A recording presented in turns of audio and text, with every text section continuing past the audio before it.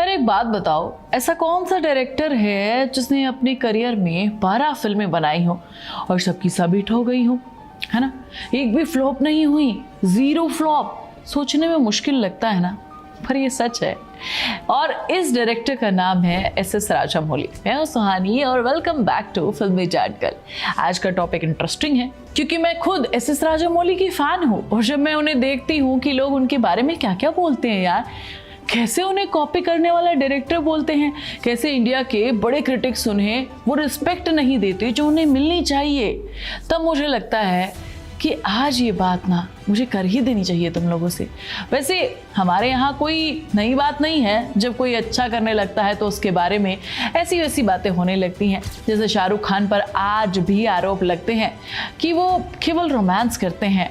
वो तो नेपोटिज्म का एक प्रोडक्ट है, उनका स्टारडम रोमांस की वजह से बना हुआ है। मैंने इस पर भी एक वीडियो बनाया है, जाओ जाकर देख लो, उसका लिंक मैं नीचे डिस्क्रिप्शन बॉक्स में डाल देती हूँ। शाहरुख पर बहुत वीडियो बनाया तुम्हारी बहन ने, है ना? लेकिन आज बात है बाहुबली के डायरेक्टर एस.एस. राजामौली की।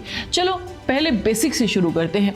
राजामौली ने अपने करियर में 2001 में स्टूडेंट नंबर 1 से शुरुआत की। जूनियर एनटीआर के साथ ये फिल्म थी। इसके बाद सिन्हाद्री, साई, छत्रपति, एक के बाद एक हिट होती चली गई, है ना, फिल्में। फिर 2009 में मगधीरा आती है जो उस वक्त की सबसे ज्यादा कमाने वाली तेलुगु फिल्म बन जाती है। 2012 में ईगा आती है। एक मक्खी को हीरो बना के उन्होंने वो कर दिखाया जो शायद कोई डायरेक्टर नहीं कर सकता, कोई हिम्मत नहीं कर सकता। और फिर आता है वो फेज जिसने उन्हें वर्ल्ड वाइड फेमस बना दिया, बाहुबली। 2015 में फिर बाहुबली 2 आती है। 2017 में 2 ने हिस्ट्री रच दी। ये पहली इंडियन फिल्म जो 1000 करोड़ से ज्यादा की कमाई करती है। एक टाइम पे इंडिया की सबसे ज्यादा कमाई करने वाली फिल्म बन जाती है। और फिर 2022 में आती है RRR, जिसने तो सबको चौंका दिया। RRR वर्ल्ड वाइड 1200 करोड़ से ज्यादा की कमाई करती है और उसका गाना नाटू नाटू ऑस्कर तक जीत कर ले आता है। बेस्ट ओरिजिनल सॉन्ग कैटेगरी में ये पहली बार था जब किसी इंडियन फिल्म के गाने ने इतने अवार्ड जीते। टोटल मिला के एस.एस. राजामौली की सारी फिल्मों का वर्ल्ड वाइड कलेक्शन 4000 करोड़ से ज्यादा का है। 12 फिल्में, 12 हिट, एक भी फ्लॉप नहीं। Success ratio 100%। कौन सा ऐसा बॉलीवुड डायरेक्टर है जो ये कमाल करके दिखा सकता है? अब बात करते हैं उन क्रिटिसिज्म की जो उन्हें मिलते हैं। कई बार लोग कहते हैं कि एस.एस. राजामौली चुराते हैं, मतलब उनकी और कहानियाँ ओरिजिनल नहीं होती है, वो माइथोलॉजी से, हिस्ट्री से, कभी कभी दूसरी फिल्मों से इंस्पिरेशन लेते हैं।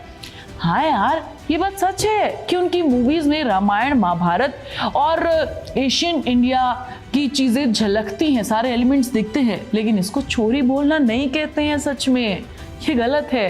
सोच के देखो, रामायण और महाभारत जैसी कहानी हजारों सालों से हमारे कल्चर का हिस्सा है। हर राइटर, हर डायरेक्टर, हर आर्टिस्ट इंस्पिरेशन लेता है अपनी रूट से। क्या शेक्सपियर ने हिस्ट्री से इंस्पिरेशन नहीं ली? क्या क्रिस्टोफर नॉलन ने फिजिक्स और रियल इंसिडेंट से इंस्पिरेशन नहीं ली? फिल्मों के लिए इंस्पिरेशन लेना किसी चीज को ओरिजिनली रीइमेजिन करना होता है। ये क्रिएटिविटी है, ये चोरी नहीं है भाई। और यही बात जो मुझे एक फैन के तौर पर बोलनी है। राजामौली सिर्फ कहानी नहीं उठाते हैं, वो उतने बड़े स्केल पर डिटेलिंग के साथ सब कुछ दिखाते हैं। प्रोजेक्ट बनता है वो पूरे तरीके से एक सिनेमैटिक एक्सपीरियंस देते हैं आपको। बाहुबली देखो, हाँ उसमें माइथोलॉजी का इन्फ्लुएंस है।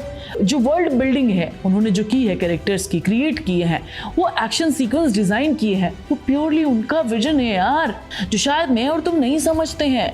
अब बात करते हैं इंडिया के क्रिटिक्स की। ये भी एक इंटरेस्टिंग पॉइंट है। बहुत सारे main stream Bollywood centric critics Rajamouli की फिल्मों को रिस्पेक्ट नहीं देते हैं जो उन्हें मिलनी चाहिए। कभी कभी उनकी फिल्मों को मास एंटरटेनर या लॉजिकलेस बोल के डिस्कार्ड कर दिया जाता है। लेकिन यही फिल्में जब इंटरनेशनल लेवल पर जाती हैं तब हॉलीवुड के बड़े बड़े डायरेक्टर्स, जेम्स कैमरॉन जैसे डायरेक्टर्स, लोग उनकी तारीफ करते हैं। एस.एस. राजामौली को टाइम मैगजीन ने 2023 में दुनिया के 100 मोस्ट इन्फ्लुएंस्ड लोगों में इंक्लूड किया था। उन्हें न्यूयॉर्क फिल्म क्रिटिक्स अवार्ड भी मिले हैं। बेस्ट डायरेक्टर का अवार्ड मिला है आरआरआर के लिए। ये एक ऐसा अवार्ड है जो किसी इंडियन डायरेक्टर को बहुत कम मिलता है। तो सवाल ये उठता है कि अगर इंटरनेशनल क्रिटिक्स, हॉलीवुड डायरेक्टर्स और ग्लोबल रिकॉग्निशन मिल रहा है तो इतना रिस्पेक्ट ये लोग दे रहे, तो इंडिया के कुछ क्रिटिक्स उन्हें क्यों नीचा दिखाते हैं? शायद क्योंकि उनकी film making style main stream art house cinema से बहुत डिफरेंट है। वो मासी हैं, वो लार्जर देन लाइफ है, इमोशंस हैं, हीरोइज्म बड़ा है। कोई क्रिटिक्स जो सटल रियलिस्टिक सिनेमा को क्वालिटी सिनेमा मानते हैं, उनके लिए राजामौली का स्टाइल समझ से बाहर होता है। और यहीं पे मैं चाहती हूँ थोड़ा कंपैरिजन करके दिखाऊं तुम्हें थोड़ा, ठीक है, दूसरे बड़े डायरेक्टर्स बॉलीवुड के उनके साथ, ताकि बात क्लियर हो जाए। लोसन जलीला भंसाली के बारे में बात करते हैं, बहुत टैलेंटेड डायरेक्टर है, कोई शक नहीं है। उनकी फिल्में देवदास, बाजीराव मस्तानी, पद्मावत विजुअली स्टनिंग है, लेकिन उनकी कई फिल्में कंट्रोवर्सी में रही है, चाहे वो प्रोटेस्ट हो पद्मावत के टाइम पर या बॉक्स ऑफिस परफॉर्मेंस में गड़बड़ हो। भंसाली की एक फिल्म बनाने में सालों लग जाते हैं, हर फिल्म की कोई गारंटी नहीं होती है। राजामौली का ट्रैक रिकॉर्ड इस मामले में उनसे कहीं ज्यादा कंसिस्टेंट है। इतना ही नहीं, अनुराग कश्यप की भी बात करते हैं, जो इंडिया के सबसे रिस्पेक्टेड क्रिटिक्स के फेवरेट डायरेक्टर्स में से एक हैं। गैंग्स ऑफ वसेपुर जैसी कल्ट क्लासिक फिल्में उन्होंने दी हैं, लेकिन अगर हम बॉक्स ऑफिस की बात करें तो उनकी फिल्में सारी कमर्शियली स्ट्रगल करती हैं। क्रिटिक्स उन्हें प्यार करते हैं क्योंकि उनकी फिल्म मेकिंग रॉ और रियलिस्टिक होती है, लेकिन मास ऑडियंस तक वो उतना नहीं पहुंच पाते हैं जितना राजामौली पहुंच जाते हैं। यहीं से ये डबल स्टैंडर्ड है जो मुझे खटकता है। अगर एक डायरेक्टर सिर्फ क्रिटिक्स को पसंद आए पर ऑडियंस को ना खींच पाए, उसे जीनियस बोला जाता है। क्यों भाई? लेकिन अगर कोई डायरेक्टर दोनों यानी कि मास ऑडियंस और क्रिटिकली एक्लेम दोनों के दिल जीत ले, जैसे राजामौली ने आरआरआर के साथ किया था, तो उसे कॉपी कह दिया जाता है यार। ऐसा नहीं होना चाहिए। और करण जौहर की बात करें तो उनका स्टाइल बिल्कुल डिफरेंट है, अर्बन, क्लासी, फिल्मी ड्रामास, रोमांस बेस्ड। उनकी फिल्में जैसे कभी खुशी कभी गम, कुछ होता है, अपने टाइम पर ब्लॉकबस्टर रही हैं, लेकिन रिसेंट टाइम में उनकी सक्सेस रेट भी कंसिस्टेंट नहीं है।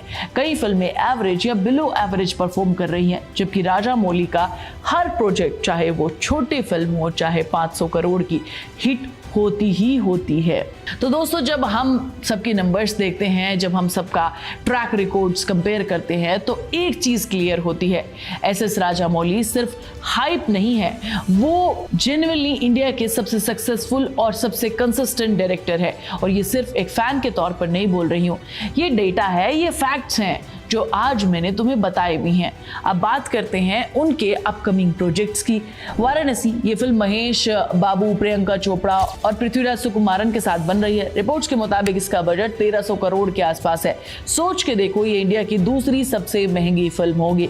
इससे पहले रामायण सबसे महंगी फिल्म थी। सबसे इंटरेस्टिंग बात, राजामौली और महेश बाबू दोनों ने इस फिल्म के लिए अपफ्रंट फीस नहीं ली है। दोनों प्रॉफिट शेयरिंग मॉडल पर काम कर रहे हैं, मतलब उन्होंने खुद अपनी फिल्म पे इतना भरोसा है कि वो गारंटेड सैलरी छोड़कर, प्रॉफिट छोड़कर अपना शेयर लेना पसंद कर रहे हैं। ये कॉन्फिडेंस वही डायरेक्टर दिखा सकता है जिसका ट्रैक रिकॉर्ड इतना स्ट्रॉन्ग हो।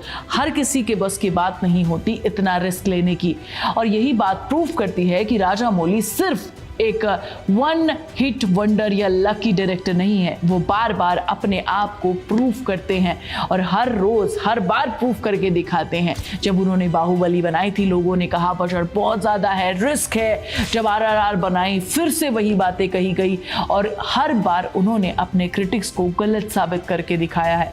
तो मेरा एक फैन के तौर पर यह मानना कि एसएस राजामौली इंडिया के सबसे अंडररेटेड और साथ ही सबसे सक्सेसफुल डायरेक्टर्स में से एक है। उनका क्राफ्ट, उनका स्टोरी टेलिंग, उनका स्केल, ये सब कुछ उन्हें जेन्युइनली एक वर्ल्ड क्लास फिल्म मेकर बनाता है। हाँ, उनके स्टाइल सबको पसंद नहीं आएगी, और ये बिल्कुल ठीक है। हर डायरेक्टर, हर सबका स्टाइल अपना अलग अलग होता है, लेकिन उन्हें कॉपी करने वाला कहना या अंडररेटेड बोलना, उनके नंबर्स और उनके अवार्ड्स और उनकी ग्लोबल रिकॉग्निशन, ये सब कुछ अगेंस्ट हो जाते हैं। ये सब कुछ प्रूव करते हैं कि ये उनके साथ अनफेयर है। तुम्हारा इस पर क्या कहना है, मुझे कमेंट करके जरूर बता देना। तुम एसएस राजामौली के फैन हो तो तुम्हें क्या लगता है कि उनकी सबसे बढ़िया मूवी कौन सी है? मैं तुम्हें नेक्स्ट वीडियो में मिलूंगी, तब तक तुम चैनल को सब्सक्राइब कर लेना, वीडियो को लाइक और शेयर करना, और प्लीज बेल आइकन दबा देना।